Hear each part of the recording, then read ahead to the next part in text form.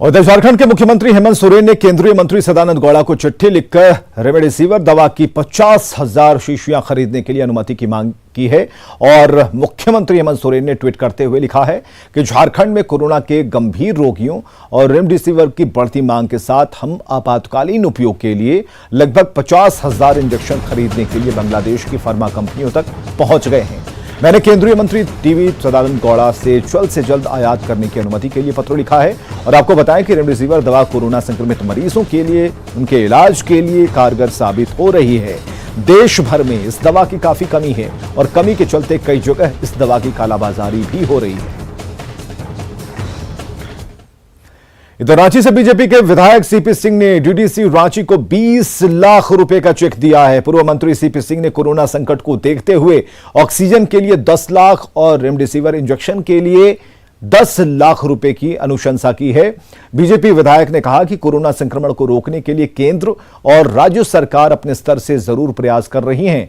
मौजूदा हालात में सबको आगे बढ़कर कुछ न कुछ करने की जरूरत है। आगे भी जरूरत पड़ी तो मदद करेंगे।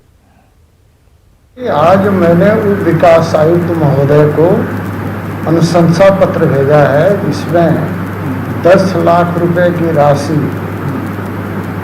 रेमडेसिविर इंजेक्शन के लिए और 10 लाख रुपए की राशि ऑक्सीजन के लिए, और मैंने कहा है कि सर्वोच्च प्राथमिकता दी जाए ताकि क्षेत्र में रहने वाले गरीब जनता जो आज ऑक्सीजन के लिए परेशान है, आज इंजेक्शन के लिए परेशान है, तो उनको कुछ राहत मिल सके। वैसे यह उनके मुंह में जीरा के समान है, लेकिन फिर भी आवश्यकता पड़ेगी तो और भी फंड की हम व्यवस्था करेंगे।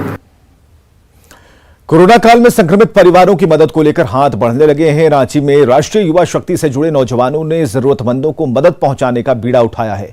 राष्ट्रीय युवा शक्ति ने हेल्पलाइन नंबर जारी करते हुए वैसे कोरोना से संक्रमित परिवारों को मदद करना शुरू किया जिन्हें मदद करने वाला कोई नहीं है। रांची के ये युवा फोन की घंटी बजने के बाद परिवार को दवा, दूध, राशन, भोजन और दूसरी जरूरी सामान पहुंचाते हैं।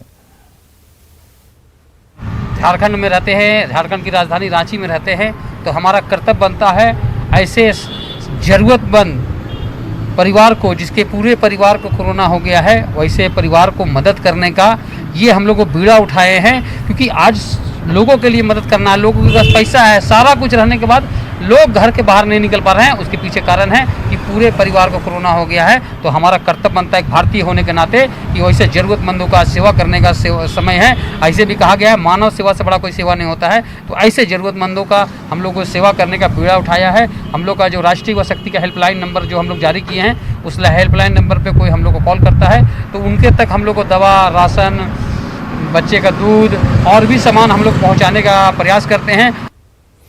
इधर झारखंड सचिवालय सेवा संघ का सामूहिक अवकाश 23 अप्रैल तक जारी रहेगा। झारखंड मंत्रालय में मुख्य सचिव से वार्ता हुई और इसके बाद सचिवालय सेवा संघ ने सामूहिक अवकाश 23 अप्रैल तक रहने की बात कही। हालांकि मुख्य सचिव सुखदेव सिंह ने मांगों पर सकारात्मक पहल का भरोसा दिया है। 2 राउंड वार्ता हुई, सरकार इस पे हमारी बातों को गंभीरता से विचार कर रही है। तो अभी हाई लेवल पे चीफ सेक्रेटरी सर बात अपना रखें और कुछ निर्णय लेकर के आए। तो अभी हम लोग का जो डिमांड है 19 से 23 वो तत्काल अभी चालू ही है। हमारा शुरू से यही कंसर्न था कि सरकार का कोई कार्य बाधित न हो, और इस विपरीत परिस्थिति में हम सरकार का साथ भी नहीं छोड़ने वाले हैं। लेकिन चूंकि कोरोना का चेन तोड़ना जरूरी था, इसलिए हम लोगों ने ये सामूहिक अवकाश का निर्णय लिया है। और हमने सामूहिक अवकाश के साथ ये भी दिया है कि जो भी सरकार के आवश्यक कार्य हैं वो घर से आकर हम लोग करेंगे। इसलिए कहीं हम लोग सरकार के विरोध में नहीं है, क्योंकि परिस्थिति ऐसी बन गई है कि कोरोना का चेन तोड़ना आवश्यक है। इसीलिए हम लोगों ने अपने